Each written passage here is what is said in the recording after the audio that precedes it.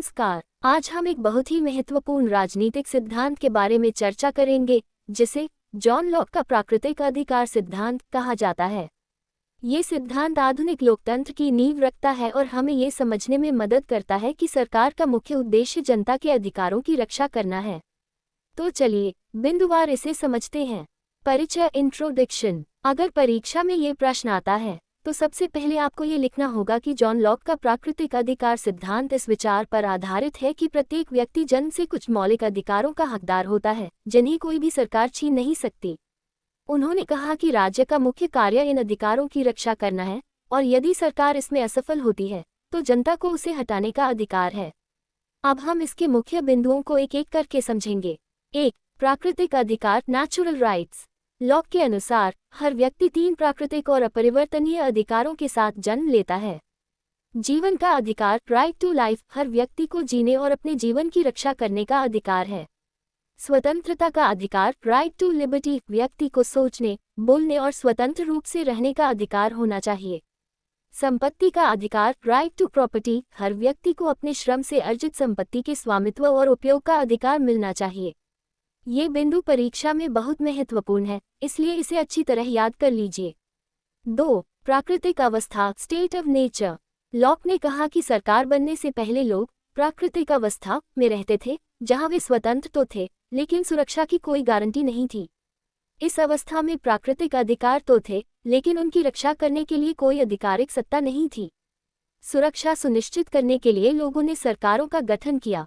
ये बताता है कि समाज में सरकार की आवश्यकता क्यों पड़ी। 3. सामाजिक अनुबंध, सोशल कॉन्ट्रैक्ट।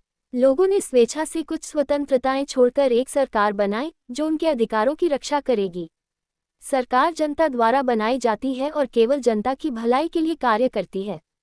सरकार की शक्ति जनता की सहमति से आती है, इसलिए सरकार का अस्तित्व जनता की इच्छा पर निर्भर करता है। 4. सरकार की भूमिका, रोल ऑफ गवर्नमेंट। लॉक के अनुसार सरकार का मुख्य कार्य प्राकृतिक अधिकारों की रक्षा करना है। सरकार को अनावश्यक रूप से व्यक्तिगत स्वतंत्रता में हस्तक्षेप नहीं करना चाहिए। कानूनों को जनता के लाभ के लिए बनाया जाना चाहिए, न कि शासकों के लिए। इसका मतलब ये हुआ कि सरकार जनता की सेवा करने के लिए है, न कि उन पर शासन करने के लिए। 5. विद्रोह का अधिकार, राइट टू रेवोल्यूशन। यदि सरकार अपने दायित्वों को पूरा करने में असफल होती है या भ्रष्ट हो जाती है तो जनता को उसे हटाने का अधिकार होता है। इस विचार ने अमेरिकी और फ्रांसीसी क्रांतियों को प्रेरित किया।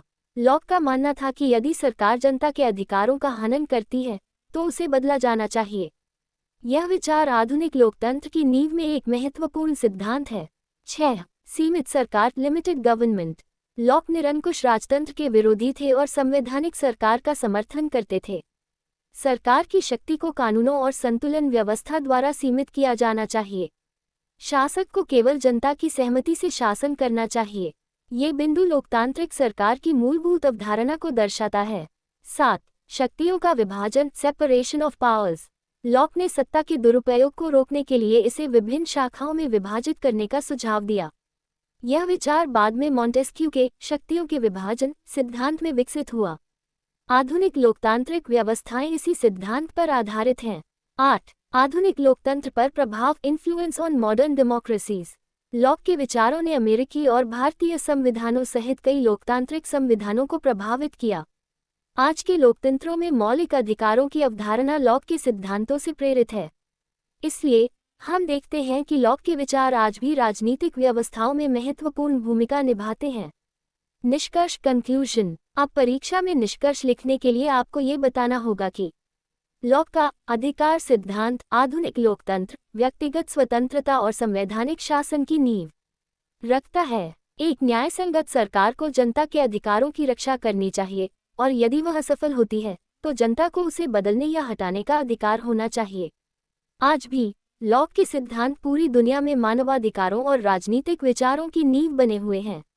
तो विद्यार्थियों, हमने जॉन लॉक के प्राकृतिक अधिकार सिद्धांत के 8 मुख्य बिंदुओं को विस्तार से समझा। ये सिद्धांत सिर्फ परीक्षा के लिए ही नहीं, बल्कि हमारी रोजमर्रा की जिंदगी और लोकतंत्र की व्यवस्था को समझने के लिए भी बहुत जरूरी है।